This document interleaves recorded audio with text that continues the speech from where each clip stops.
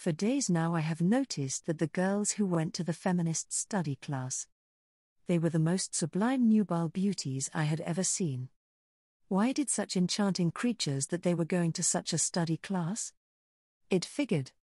Of course. Only but the most beautiful would go to such a study class to get away from pervy nerds like me would never get in with a chance to do anything. I had to somehow get into being a part of that class and still be able to hold my dignity and my pride in place. Just then Susan Wakefield entered the art class. She was one of the half-decent girls. She had long jet black hair, cat green eyes, and an average figure. Yes, it was quite adequate. Susan spoke to me in a nice soft voice. "Hello there, Marvin, good morning, what are you doing here so early?" "What? I'm always here early." "Oh yeah, so you are." If I did not know any better, I would swear that Susan was a dumb blonde.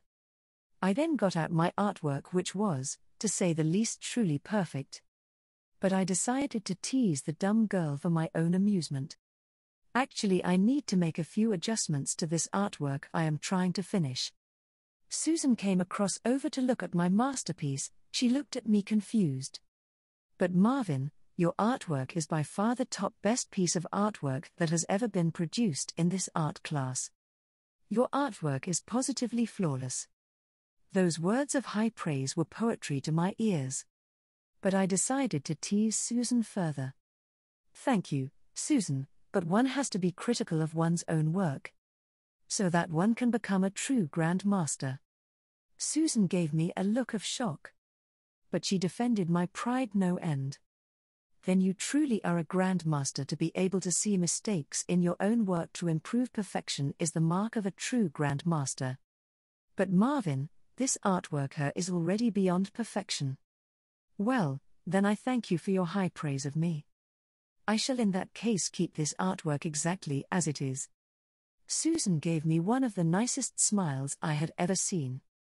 Then she went over to her art desk and got out all of her course work and began to pack it into her pink backpack.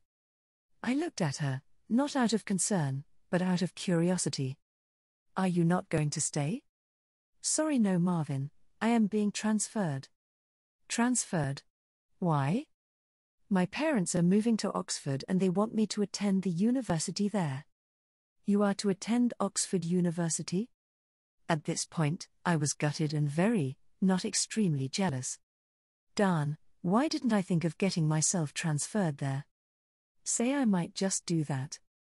But just then my mind came back to the feminist study class. I wanted to be a part of that class more than anything. Yes, once I have gotten my master's degree, which won't be long now anyway, I shall transfer myself to Oxford University. "I will see you sometime at the university then, Marvin, bye." Before I could say another word, Susan was out of the art class. It was still early and the girls who go the feminist study class had not arrived as yet. This was the most perfect moment for me to try and get myself into that class. I got up out of my chair and left.